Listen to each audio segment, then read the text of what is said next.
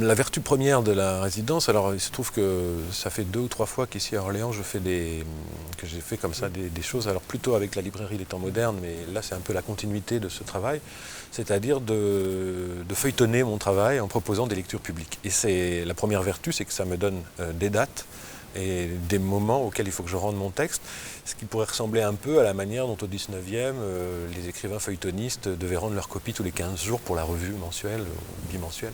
Et au fond, ça c'est quand même l'effet de commande en fait, et c'est très fort, et moi ça aide beaucoup. Et alors, s'ajoute à ça le moment même de la lecture, qui est comme presque à chaque fois une sorte de petit crash test où je viens prendre le risque, parce que franchement je ne suis pas plus avancé que ce que je propose. Et bon, là par exemple sur ce roman, j'ai quelques chapitres d'avance, mais je veux dire, j'ai aucune vue d'ensemble.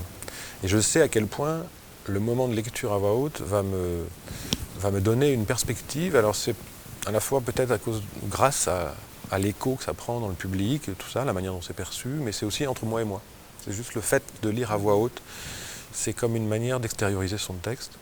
Donc les deux conjugués, l'effet de commande et l'effet de présence, je me rends compte que ça fait, sur les 3 derniers livres que j'ai faits, c'est fait comme ça. Et je ne dis pas que c'est absolument nécessaire, j'espère que je serai encore capable d'écrire un roman sans ça, mais enfin quand même, je le sollicite. Dans cette résidence, c'est moi qui l'ai demandé, en me disant mais ce serait bien si pour mon prochain travail, je pouvais, encore une fois, faire des lectures à voix haute, quoi. Quand j'étais jeune aspirant écrivain, et pas très, ne venant pas, disons, d'un milieu très cultivé, je n'avais pas beaucoup de repères, et je lisais des classiques en fait plutôt comme tout le monde, quoi.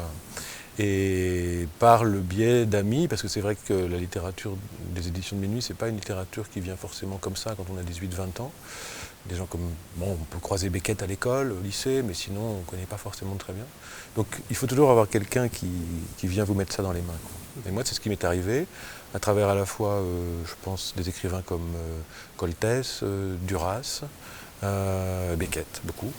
Et j'ai trouvé immédiatement une espèce de familiarité, de douceur en fait aussi, tout simplement. Et presque quelque chose qui me disait « Ah mais on peut écrire comme ça ».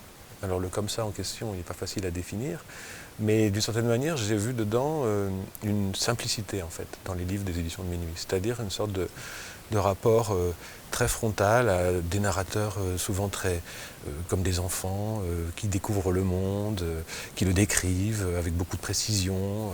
Une littérature aussi qui est souvent assez inquiète de ce qu'elle raconte, c'est-à-dire pour laquelle le récit ne va pas de soi.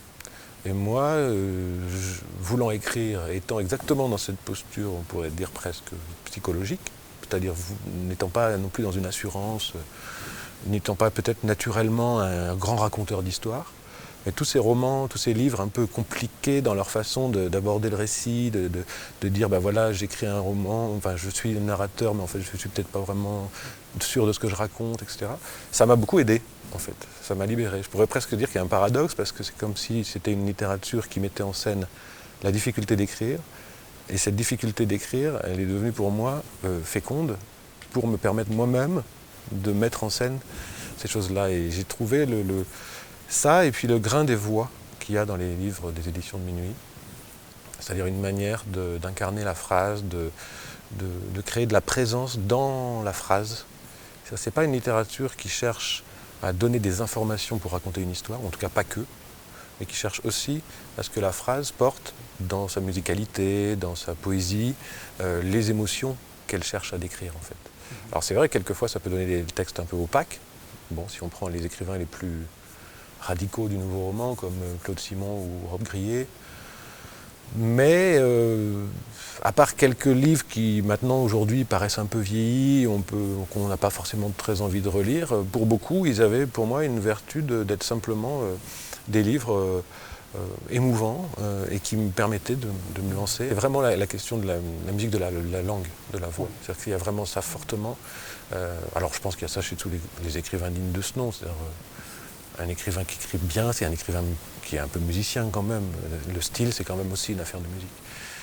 Quant au cinéma, c'est un peu le contrepoint, c'est-à-dire c'est ce qui permet, alors là c'est peut-être plus ma génération que la génération les papas et mamans du nouveau roman, mais encore qu'eux aussi étaient assez influencés par le cinéma, mais c'est fabriquer des images.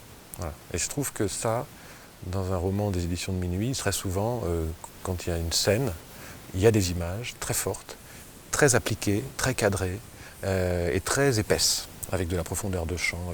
C'est des écrivains qui n'ont pas peur de l'adjectif, qui n'ont pas peur du mouvement, qui n'ont pas peur du détail.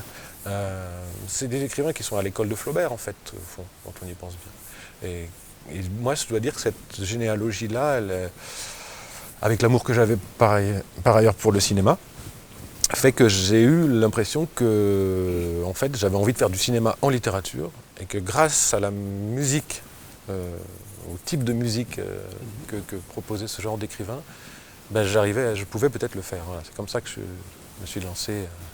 J'ai trouvé un peu, j'ai l'impression d'avoir trouvé la voie qui allait bien avec les éditions de Minuit, et qui fait que, à la fois, ils m'ont formé, mais en même temps, je leur ai trouvé suffisamment un air de famille pour que ce soit évident pour moi de leur envoyer mes premiers romans. Ce qui se précise dans mon parcours, j'ai l'impression de livre en livre, c'est petit à petit d'incarner de plus en plus les choses, d'être peut-être de plus en plus réaliste, tout simplement. Et je cherche toujours des endroits où je vais pouvoir déposer la scène, si vous voulez, qui va me permettre en fait de poser des corps. Et alors là, je pense que peut-être j'arrive au bout de quelque chose. En fait, quand j'ai eu l'idée de faire quelque chose autour de la boxe, c'était une idée presque théorique au départ, en disant mais c'est le lieu même de l'incarnation. Voilà. C'est vraiment, il n'y a que ça, il n'y a que des corps, l'un avec l'autre, dans la lumière, dessinés par le ring. Il y a quelque chose de profondément théâtral, mais aussi de profondément vivant, au sens où le rêve, ce serait d'arriver à ce que... Alors, mon roman, enfin ce que j'essaye de faire en ce moment, c'est pas du tout que sur la boxe, mais il y avait ce point de départ parce qu'il y avait cette idée que dans la boxe, j'allais trouver un endroit où m'arrimer vraiment, quoi. Voilà, poser les corps et s'ajoute à ça l'univers qui va avec, c'est-à-dire que la boxe permet de drainer, en effet, l'argent, le sexe et le pouvoir. Enfin, voilà, en tout cas, moi, il y avait là une sorte de prolifération intérieure de scènes, d'images, de personnages possibles, qui sont déjà à l'œuvre, je pense, dans d'autres romans que j'ai écrits. J'ai toujours aimé le côté un peu polar américain, en fait. Peu à peu, les rapports de force et de pouvoir et de non-dit, et donc notamment les rapports d'emprise, de manipulation, etc. Ça me semble quand même, alors je ne sais pas du tout de la manière dont le fait Simenon, mais quand même, quelquefois quand j'ai envie de lire Simenon, je me dis c'est peut-être pour ça, parce que je vais vers ça aussi. Et aussi pour l'autre versant Simenon, c'est-à-dire du peu que j'en entrevois, hein, c'est le naturalisme en fait. C'est-à-dire que chez lui, il n'y a pas de... Il y a une capacité d'ancrage dans un temps donné, à un moment donné, alors sans être du roman, proprement parler, social, mais c'est un roman qui n'a pas peur du réalisme de la société qui l'entoure. Et ça, moi, je dois dire, ça me fait du bien aujourd'hui, où je sens que je tends de plus en plus, mais je ne suis pas tout seul.